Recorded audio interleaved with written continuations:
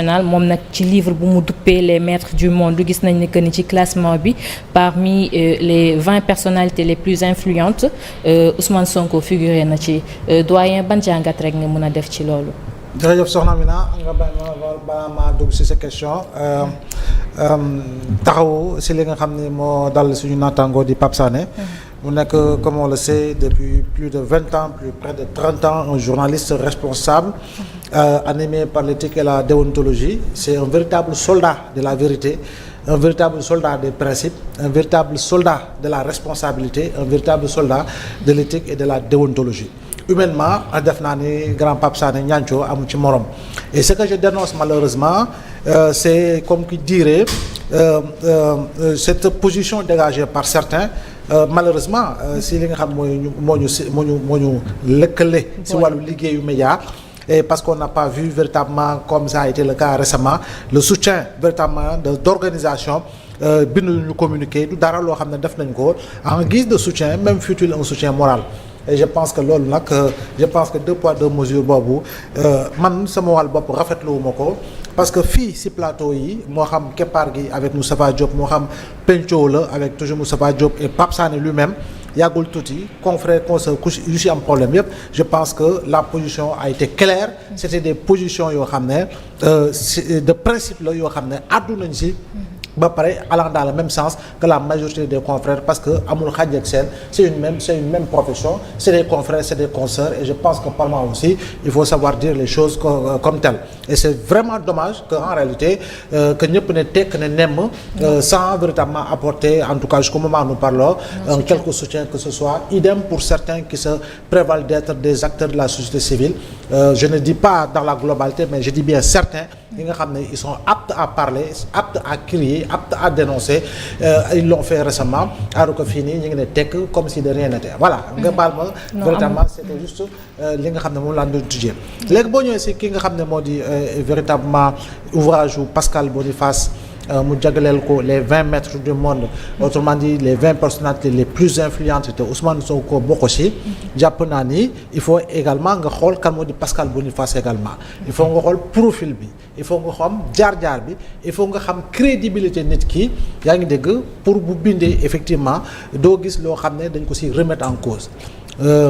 bu ñëwee nag ci ki nga xam ne moo di Ousmane Sonko comme j'ai l'habitude de le dire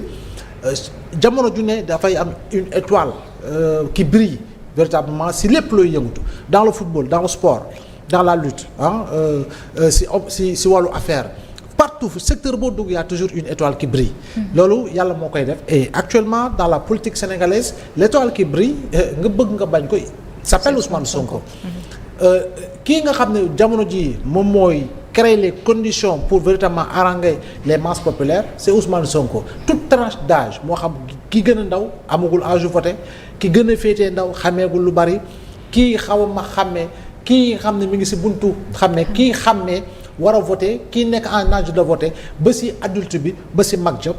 jàpp naa ni loolu moo ci fës boo xoolee influence bi au niveau du Sénégal d'abord nga gis en réalité monter en puissance am depuis 2017 aux élections législatives bi muy falu au plus fort reste 2019 bu muy ñëw nekk troisième derrière Macky Sall et Idrissa Seck 2022 li mu porté si li nga xam ne moo di mairie ak li mu si fal 2022 toujours li mu battre campagne pour la liste des suppléants ba ñu créer condition pratiquement d'une cohabitation n'eût été Pape Diop je crois bien que le Sénégal aurait pu vivre sa première cohabitation mais 2024 li si xew par rapport à la désignation d'un candidat yaa ngi dégg ñu fal ko au premier tour après 10 jours seulement de campagne inédit mais également 2024 toujours li mu def nekk tête de liste pour la première fois aussi si contexte bi ñu toll mu ne partem kese mooy dem alors que depuis 2000 je dis bien depuis 2000 kenn mësul dem élection sans une coalition si yi nga xam ne c'est des enjeux cruciaux donc loolu yëpp boo ko jëlee ak nu mu taxawee mais également Pastef avec à sa tête toujours Ousmane Sonko li mu influencé en Afrique en termes véritablement d'approche panafricaniste nga gis ni y a des partis en Afrique yoo xam ne dañoo soppi seen tur tuddee seen bopp Pastef c'est-à-dire que parti africain du Sénégal mais parti africain du Cameroun parti africain des Comores yoo xam ne en réalité c'est d'inspiration pastéfienne donc boo ko jëlee loolu yëpp et sur la scène internationale les yeux braqués sur Ousmane Sonko ak développement yu si am yëpp ces voyages également yi mu def en Chine ak kii nga xam ne rencontre muy président Xi Jinping mais son déplacement en Turquie en sa qualité de premier ministre ñu gis également Erdogan nu mu ko teeroo pendant au moins 3-4 jours tu vois un peu donc da ngay gis ni influence boobu mu am sur le plan politique sur le plan des masses populaires au-delà du Sénégal africain et ailleurs effectivement je pense que Pascal Boniface ni mu ko bindee les maîtres du monde nga siy gis d'autres visages que tels que Vladimir Poutine et tant d'autres personnalités tu te rendras compte qu'actuellement que sont ces gens-là qui font l'histoire parce que à tout instant à tout moment à toute époque et selon des contextes il y a des gens qui ont fait l'histoire aujourd'hui man j'ai l'habitude de le dire fort heureusement que Pascal Boniface tànn yu mu def les 20 mètres du monde je jure que dañoo toll ci jamono joo xam ne nous vivons une crise de leadership international nous n'avons plus d'assez de leaders comme ni ñu ko doon dundee benn jamono il y a quelque temps on avait Abdoulaye Wade on avait Nelson Mandela on avait Mohamed El Kadhafi on avait l'ancien président du Nigeria là damay fàtte tur bi jamono Abdoulaye Wade Obasanjo et consorts il y avait des leaders yoo xam ne ñi ngi woon fii boo demee ailleurs dans le monde nga gis d'autres leaders yoo xam ne ña nga fa woon nga jël génération ay Bill Clinton génération Yasser Arafat et cetera le monde dafa amoon ay leaders actuellement on vit une crise de leaders moo xam surtout en Afrique particulièrement mais ailleurs dans le monde parce que nous assistons à la montée en puissance du populisme bi lan moo ko sooxee l'extrême droite la droite et l'extrême droite yi nga xam ne ñu commencé étendre le tentacule un peu partout en Europe donc même en Amérique du Sud nga gis ni extrême droite bi mi ngi ñëw et loolu lu koy suuxat c'est du populisme en réalité léegi nag boo amee koo xam ne il porte la voix de son pays il porte la voix du continent ba pare ngay sentir ci moom un réveil sankariste un réveil lumumbaïste et cetera oui da nga ne oui dans le continent il ne pouvait pas ne pas faire partie véritablement de ce choix de Pascal Boniface qui on le sait est un éminent intellectuel boo xam ne il a écrit pas mal d'ouvrages mais également une crédibilité largement partagée sur le plan international donc dañuy jàpp ni rek ça peut être une chance et ça doit être une chance pour le Sénégal au-delà des clivages politiques et des considérations liées à la pratique de la chose politique il faut quand même que nit ki nga nangul ko lu mu am boo ko nangulee lu mu am si ngay mën a dérouler stratégie pour jàkkaarloo ak moom waaye bu dee yow nangululoo ko lu mu am ba pare dingat boo xam ne en réalité haine moo koy jiital tu sombreras dans les erreurs et en sombrant dans les erreurs c'est qu'en réalité chaque pas que tu mettras en avant ce sera source véritablement de se dévêtir sur le plan politique et sur le plan de l'approche des masses. Doguma la wax nga ko sànq Ousmane Sonko peut-être que benn sens la pour li nga xam ne moom mooy Sénégal ak ndaw yi parce que ñu ci bëri dañ koy jël comme référence mais est-ce que Sénégal ñun xam nañ donc ki ñu am suñ demee ba les maîtres du monde les 20 personnes monde bi jàpp naa ne c'est plus de 7 milliards de personnes ñoo fi nekk 8 milliards actuellement ñu dem ba ki nga xam ne mooy Ousmane Sonko ñu boolee ko ci 20 personnalités yi loolu est-ce que ñun xam nañ donc li nga xam ne mooy dayo Ousmane Sonko fii ci Sénégal. On a l'habitude de dire que nul n'est prophète chez soi mais ce n'est pas une réalité dans l'absolu ce n'est pas une réalité dans l'absolu il y a dans certains pays xam nañu ni certains sont prophètes chez eux mais ñun en réalité nous avons l'habitude ñun partout doo demande Sénégal sax Afrique dañuy am habitude jalax li nga xam ne moo ëpp valeur si ñun je dis pas Ousmane Sonko on a connu véritablement de véritables leaders au Sénégal Abdoulaye Wade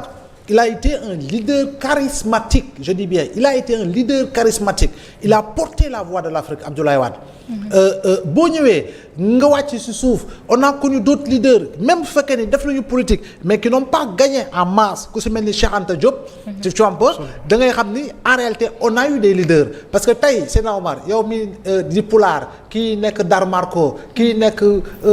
Mandiago ba Komerato kii nekk leneen ak leneen mais au moins on a appris à la source de Cheikh Anta Diop ñun ñëpp en réalité ñoo bokk maam ñoo bokk fi ñu jógee tu vois un peu nga dem plus tard nga gis de dominants intellectuels Abdoulaye Bathily tu peux le nommer mais Amath Dansokho tu peux le nommer tu peux nommer Seydou Cissokho premier secrétaire général du parti de l'indépendance du travail mais mën nga wàcc ba ci suuf jusqu'en 1957 avec Majmout Diop mën nga wàcc avec le PRA Sénégal tel que professeur Abdoulaye Ly Diaria on a eu des têtes véritablement chez les femmes on a eu Adja Thioumbe Sam on a eu Adja Caroline Diop et tant d'autres parce que jigéen du fi toog ci dama tudd ay jigéen quoi des femmes qui ont véritablement été des femmes valeureuses mais malheureusement da ngay gis ni ñun li am valeur su ñun yëpp lu incarné woon valeur incarné woon leadership su ñun yëpp aujourd'hui en réalité France pour ñu ràññee leen xàmmee leen dafay nekk jafe-jafe. moo tax dañoo tollu jamono joo xam ne boo amee un leader sur le plan politique la mais sur le plan ngëm-ngëm pour transformer visage yu dëkk bi xeex guerre jubal lii di Sénégal taxawal Sénégal sur les rails mun nga ko bañ a gëm parce que politique la démocratie. mooy créer les conditions yoo xam ne ñëpp waruñoo mën a ànd et c'est ça le jeu des équilibres. te ku ko àndul ak moom waroo ko bañal da nga ko war a nangul parce que c'est son droit le plus absolu yow yaa ngi werante Wally Seck moo lay daaneel man Fallou Dieng moo may daaneel. loolu léegi kenn mënu si dara. donc loolu kese la mais c'est Omar. effectivement il faut nga xam li nga am xëy na tey bu yoroon li mu waroon yor amaana di nga gis leneen. si li nga xam mooy vision ak li nga xam ne mooy ni ñu koy waxee sañ-sañ bi muy am du ma ne sañ-sañ je sais pas comment le dire encore. maanaam bëgg-bëgg bi ngay am pour doxal mbir mi nu nga ko war a doxalee véritablement en allant dans le sens d'une élimination du système parce que l'élimination du système. c'est un impératif et quand je dis système man en ce qui me concerne mooy lépp li nga xam ne mooy détournement de deniers publics naka lañ koy xeexee. corruption naka lañ koy xeexee wàññi ko. li nga xam ne mooy méritocratie naka lañ koy mettre en avant les histoires de bras longs ba ñuy teg nit de côté te am na xam-xam bi am na lépp ñu écarter ko parce que kii papa moo nekkoon ci service bi doom bi donoo ko. comp ak yi nga xam ne dëgg moom la ñuy gis dans la société mu nekk société boo xam ne en réalité la fiy nekk en termes de turpitude lié véritablement au comportement dégradant si lépp li nga xam ne moom la ñuy doxal effectivement naka la ñuy xeexe donc nit boobu nag soo ko amee en réalité xëy na jotul li mu waroon jot par rapport à des combinaisons politiques pour reprendre véritablement comme ni mu koy tam waxee un propos de la mafia sicilienne par rapport à des compromissions politiques jotul si li mu waroon jot malheureusement ñu éliminer ko nuñ ko xamee mais xëy na su doon moom moo nekk à la place véritablement si boppu Sénégal xëy na daañu gis leneen en termes d'approche en termes de truc parce que projet vision moom moo ko décliner maintenant je ne dis pas que ni fondamentalement bu ñëwee il sera un prophète à la tête du pays non du tout compte tenu de plusieurs réalités mais comme on dit nit ki boo ko bu yoree cër mu am ko effectivement am na lu muy doxalee di nga xam ne kii am na lu mu yor kon yow profitool ci moom tant que tu peux mais on doit véritablement éviter ce que plusieurs pays malheureusement ont pu faire à leurs leaders en allant dans le sens de les éliminer si li nga xam ne mooy sur le plan politique ou de les éliminer autrement je ne dis pas que ça s'est passé au Sénégal mais sur le plan politique quand même chez nous on a éliminé pas mal de leaders qui pouvaient incarner autre chose Cheikh Anta Diop c'est un exemple parce que ku toll noonu nga confiner ko dans un studio à l'université tëjaloon ko université ba Abdou Diouf moo ñëw réhabilité ubbil ko benn puxus mu nekk foofu jusqu'à sa mort en 86 par mois boo gisee yooyu dalay metti te doo bëggati effectivement keneen mu dal ko alors qu'en réalité le Sénégal peut en profiter. Tout à fait c'est vrai Mbow ñu ngi lay jaajëfal bu baax a baax alors damay jàll rek ci Cheikh yow itam yan jàngat rek nga gis est-ce que mën nañu wax carrément que c'est mérité comme ni ko Mbow waxee. man je pense que ce serait pas trop long parce que lu si bari le doyen l'a déjà dit. déjà fu ma bëggoon ñu taxaw mooy kan mooy Pascal Boniface. parce que c'est un éminent intellectuel la moom boo xoolee en fait il s'occupe de la géopolitique ku wax géopolitique wax ñi nga xam ne boo xoolee c'est ce qui définit le monde actuellement. donc ouvrage bi parmi les 20 personnalités les plus influents dañ ciy retrouver ki nga xam ne moom mooy Ousmane Sonko man je pense que boo bëggee xam kan mooy la personnage d'Ousmane Sonko. ñi lire Alchimiste peut-être ils vont comprendre demal nga lire Alchimiste. ñi nga xam ne lire nañu Alchimiste dinañ comprendre qui est vraiment Ousmane Sonko c'est une personne qui s'est fait à lui seul maanaam koo xam ne moom moo defar boppam et voilà foofu la histoire Alchimiste commencé Oscar Wilde de par-ci par-là ñi lire Alchimiste ils vont bien comprendre ce qui est Ousmane Sonko. mais boo xoolee parmi les personnalités les plus influentes Ousmane Sonko daf siy figurer non seulement mu war a nekk benn fierté pour le Sénégal mais dafa war a nekk benn fierté pour l'Afrique parce que. qui dit le Sénégal dit l'Afrique et Sénégal dafa am benn place boo xam ne daf koy occuper ci l'Afrique mu nekk place bu important donc bu ñu ci gisee Ousmane Sonko du côté de Donald Trump du côté de Elon Musk du côté de ki nga xam ne moom mooy Vladimir Poutine c'est des grands noms c'est pas n'importe qui donc ñu gis ko muy côtoyer yooyu ça devait être une fierté léegi nag comme ni mu ko waxee rek secteur boo dem dafa am ce qu'on appelle des phénomènes. Sur le plan footballistique yàgg nañ fi gis Sadio Mané ñu koy classé parmi les 10 personnalités wala parmi les 50 personnalités les plus célèbres. Sur le plan de la musique Youssou Ndour pas mal d'années gis nañ ko ñu classé ko donc dans tous les secteurs il y a ce qu'on appelle des phénomènes c'est des épiphénomènes yoo xam ne lu muy am bariwul donc Ousmane Sonko il fait partie de ces phénomènes. Parcours am jaar-jaaram depuis 2017 même avant 2017 bi mu nekkee impôts et domaines ak parcours bi mu jaar nii ba egsi fii tout cela daf koy permettre muy côtoyer yi nga xam ne moom mooy ces grands hommes donc je pense que mérite wala ou pas mérite c'est pas à moi de définir que ndax mérite wala du mérite mais en tout cas les faits sont là les faits mooy wane ne Ousmane Sonko c'est quelqu'un koo xam ne quoi qu'on puisse dire ak loo ko mën di reprocher am na lenn loo xam ne yàlla may na ko am na benn notoriété boo xam ne yàlla may nañ ko il faut que les gens l'acceptent ça et on passe à autre chose. am na solo lool alors Seydina Oumar mu mel ni rek Sonko dans l'avenir war na bàyyi xel bu baax a baax ci li nga xamante ni mooy géewu politique bi vu que jox nañ ko mandarga boole nañ ko ci ñi nga xamante ne sont les 20 personnes les plus influentes du monde. xam nga Ousmane Sonko moom loolu yàgg na ko bàyyi xel. lu tax ma ne yàgg na ko bàyyi xel soo xoolee déclaration bi mujj bi mu def fële ci Grand Théâtre rek. bi mu defee discours wolof bi def na benn discours en français pour wax ak li nga xam ne mooy l'opinion internationale. moom xam na que am na benn influence wala boog benn aura bu nga xam ne am na ko ci dans la scène internationale mu nekk lu nga xam ne lu am solo la. lii comme ni ko Cheikh waxee ak doyen Mbow man jàpp naa ne fierté képp kuy africain nga en dehors d'être sénégalais parce que ci ñin ko boolee ñoo nekk ay nit yu nga xam ne ñoo am dayo ci àdduna bi. wax nañ ko sànq Trump ku ko wax actuellement mu nekk président États-Unis Amérique nekk li nga xam ne Vladimir Poutine ak ñeneen ay nit yu nga xam ne dañoo am dayoo ci àdduna bi suñ demee ba suñu leader fii ci Sénégal mu bokk ci ñun ñëpp dañuy kontaan. mais bokk bi lu ci gën a doy waar mooy parcours Ousmane Sonko suñ ko xoolee mën naa ne yàgg na yàggut parce que c'est en 2014 2015 la commencé di émerger ci li nga xam ne mooy chaîne politique bi mais depuis lors dañoo gis que dafa nekk ku nga xam ne day gën a monter en puissance. musuñoo gis ñu dem ci élection 2017 bi ñu demee législative. mu am li nga xam ne mooy plus fort reste bi ñu ñëwaatee li nga xam ne mooy élection présidentielle 2019 gis nañ ko mu jël li nga xam ne mooy troisième cela veut dire que moom depuis mu commencé ñëw ci li nga xam ne mooy la chaîne politique day gën a yéeg di gën a yéeg loolu nag moo dem ba wàcc ci li nga xam ne mooy livre bi ki nga xam ne mooy Pascal Boniface bind ko en tout cas dañ koy rafetlu bu baax a baax. et li ma wax sànq ki nga xam ne mooy doyen rek mooy est-ce que donc ñun Ousmane Sonko jëriñoo nañ ko niñ ko war a jëriñoo boobu nag jàpp naa ne secteur yu bëri université keroog bi mu doon tàkk rek li ñu doon gis mooy Ousmane Sonko na génn wax ak li nga xam ne mooy étudiants yi loolu dafay wane que mooy voilà li mu yëg-yëg bi nga xam ne sénégalais yi am nañ ko ci ki nga xam ne mooy le leader de Pastef mais jàpp naa ne actuellement dafa nekk benn leader international parce que livre bi ñu ci bëri peut-être que dinañ ko lire gën a découvrir ki nga xam ne mooy Ousmane Sonko mais aussi gën a xam idéologie bi nga xam ne surtout daf koy véhiculer parce que Ousmane Sonko moom nekkul di def politique rek pour Sénégal mais panafricanisme bi nga xam ne daf koy woote ñu ci bëri ci sous-région bi wala boog les pays de l'Afrique dañ ci gis seen bopp Pastef dafa nekk léegi benn référence ci ñi nga xam ne mooy suñu mbokku maliens yeeg guinéens yeeg ñeneen ñu ci bëri léegi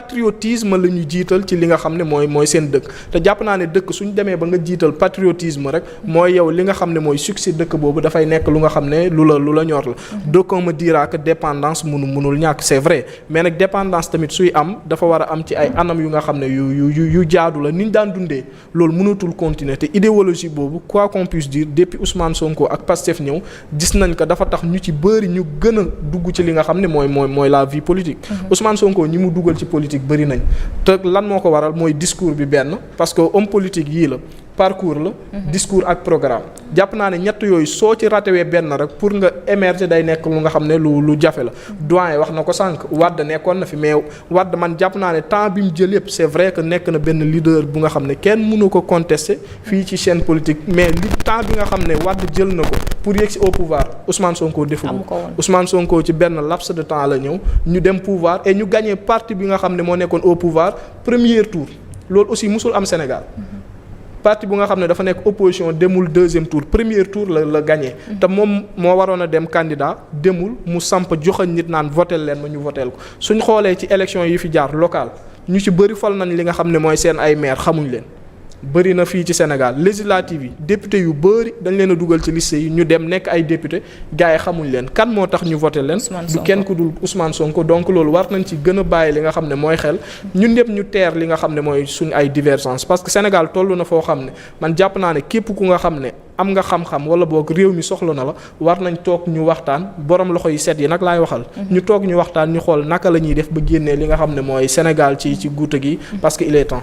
alors jërëjëf Omar alors Ramata ci tënk rek lan rek nga ciy sànni comme kaddu ci li nga xamante ne que ni moom la Pascal defal li nga xamante ne moom Ousmane Sonko. Bon, duma ci sori même si je crois que on a dit l'essentiel. Fierté la quoi qu'on puisse dire Ousmane Sonko am na li nga xamante ne yàlla may na ko ko on est obligé d'accepter ça. am na benn charisme ici au Sénégal on a l'habitude de taxer des gens qui influenceurs la mais je peux dire que l'un des plus grands influenceurs ici c'est Ousmane. Le plus grand influenceur ici au Sénégal c'est lui je peux le dire. Donc am na loo xamante ne yàlla bu ko joxee nit ki dañ koy accepter. Discours panafricanisme ak souveraineté bi nga xamante ne moom lay doxal loolu la yàgg gëm jusqu'à ce que mu egg fii donc je me dis que Cheikh Sank mi ngi doon wax est-ce que il va dire que mérité na ko ou pas mais man je me dis que il l'a vraiment mérité comme niñ ko xamee laps de temps la fi nekk mais gëm na lim doon wax ba yàlla tey teg ko fi mu ko teg donc vraiment fierté la. jërëjëf Ramata alors comme